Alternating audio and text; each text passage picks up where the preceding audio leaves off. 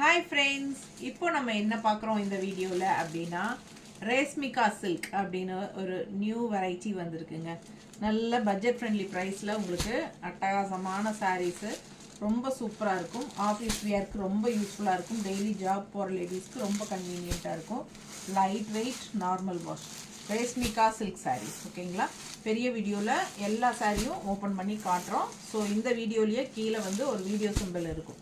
அது டச் பண்ணிங்கன்னா பெரிய வீடியோ ஓப்பன் ஆகிடும். மறக்காமல் ஃபுல் வீடியோ பாருங்கள்.